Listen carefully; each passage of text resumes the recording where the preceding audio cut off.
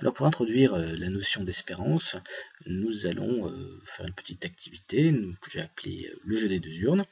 Donc voici la règle du jeu. Nous avons 2 urnes remplies chacune avec 10 boules. La première urne a des boules qui portent un numéro, donc chaque boule porte un numéro entre 0 et 9, et l'urne 2 est composée de 10 boules qui portent successivement un numéro de 1 à 10. Pour jouer, nous devons nous acquitter d'une somme de 50 jetons, et si nous tirons un nombre inférieur ou égal à 4, eh bien nous gagnons ici 100 jetons, c'est le gain qui a été fixé. Donc nous avons 3 gains possibles, soit je perds à chaque fois, et donc j'ai perdu ma mise de 50 jetons, soit je gagne une fois, et donc mon gain devient positif, puisque je gagne 100 jetons, donc il vaut 50 jetons, soit je gagne 2 fois, j'ai gagné 200 jetons, mais n'oublions pas que j'ai payé 50 jetons au départ, donc au final mon gain est de 150 jetons. Alors dans le tableur, je simule ce jeu, nous avons plusieurs gains, et je vais calculer le gain moyen. Alors pour ce faire, j'ai plusieurs stratégies, soit j'ajoute l'ensemble des gains et je divise par le nombre de boules que j'ai. Dans ce petit tableau récapitulatif, eh bien, j'ai 3 boules qui portent la valeur moins 50, enfin le gain moins 50, j'ai 3 tirages qui me donnent un gain de 50, et j'ai 4 tirages qui me donnent un gain de 150. Je pourrais donc faire 3 fois moins 50, plus 6 fois 50, plus 4 fois 150 divisé par la somme, donc c'est-à-dire ici 13, mais je peux aussi faire plus simplement en m'intéressant aux fréquences. Donc j'ai une fréquence de 0,23 pour le gain de moins 50, de 0,46 pour le gain de 50, de 0,31 pour le gain de 150. Ainsi, la formule du gain moyen serait tout simplement 0,23 fois moins 50 plus 0,46 fois 50 plus 0,31 fois 150, qui est plus facile en termes de calcul. Alors, bien sûr, toutes ces valeurs sont aléatoires, donc si j'augmente un petit peu, vous voyez, ici, tout se recalcule, j'ai une fréquence qui change, et bien évidemment, à chaque fois, là, mon gain moyen a changé, et je vais m'intéresser en fait à ce qui se passe lorsque je commence à faire un grand nombre de tirages. Alors, plus j'augmente les expériences, plus je vais observer un phénomène que nous avons vu en seconde, c'est que les fréquences en fait vont se stabiliser.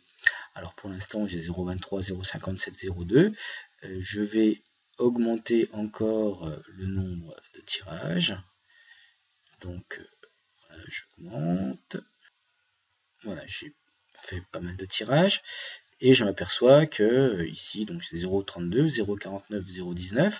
Alors je pourrais essayer de refaire des valeurs. Ici, vous voyez, je me fais une petite modification, tout s'est recalculé. Alors 0,29, 0,49, 0,22. Voyons voir, je modifie une cellule. Hop, tout rechange. 0,52, 0,18. Bon, ça a un petit peu évolué. Et moi, je vois que mon gain, lui, qui vaut 38,5, le gain moyen, ici vaut 38. Bon, je pourrais recommencer, ça commence à se stabiliser un petit peu. Je pourrais augmenter encore largement le nombre de tirages. Voilà, donc je ne peux pas faire plus de 1000.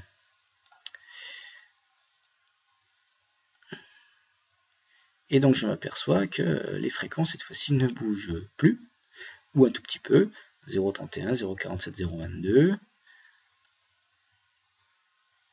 0,29, 0,51, 0,21.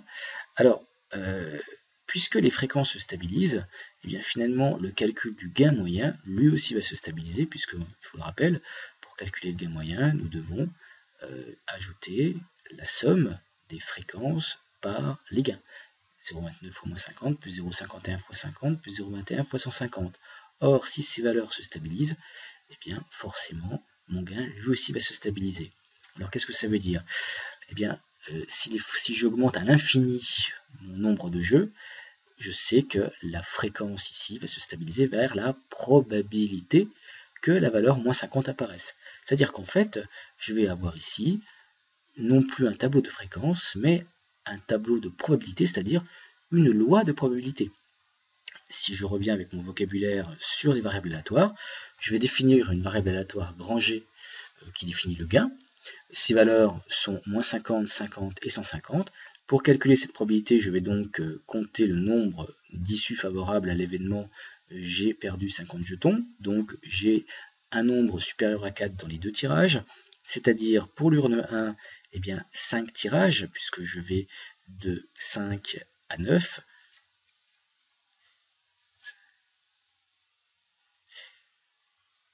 Et pour l'urne 2, eh bien j'ai 6 tirages, puisque je vais de 5 à 10. 5 pour le premier, 5 pour le deuxième, et ça me fait 30 tirages en tout. Et donc, il est normal de percevoir 0,29, puisque finalement, plus les tirages vont augmenter, plus cette fréquence va se stabiliser vers 0,3. De la même manière, on va trouver 0,2 pour 150 jetons, et par différence, 0,5 pour 50 jetons. Ainsi, le gain moyen, lorsque j'aurai un tirage infini, eh bien, sera égal à 0,3 fois, alors on va faire le calcul, 0,3 fois moins 50, plus 0,5 fois 50, plus 0,2 fois 150, et j'obtiens un gain de 40 exact. Alors ici, je n'aurai jamais 40 parce que mes fréquences, pour l'instant, je n'ai pas assez de tirage pour qu'elles se stabilisent suffisamment fortement. Mais ce gain moyen 40, c'est ce qu'on va appeler l'espérance de la variable aléatoire qui propose ces gains, donc que j'ai appelé grand G, et qui va se calculer à l'aide de la loi de probabilité, comme ici j'avais calculé mon gain moyen avec les fréquences, et bien là je ferai la même chose avec les probabilités. Ce qu'il faut donc comprendre, c'est que en jouant à un nombre très grand de fois, je gagne par partie en moyenne 40 jetons. Ce qui n'est jamais le cas bien évidemment, mais il s'agit ici d'une moyenne.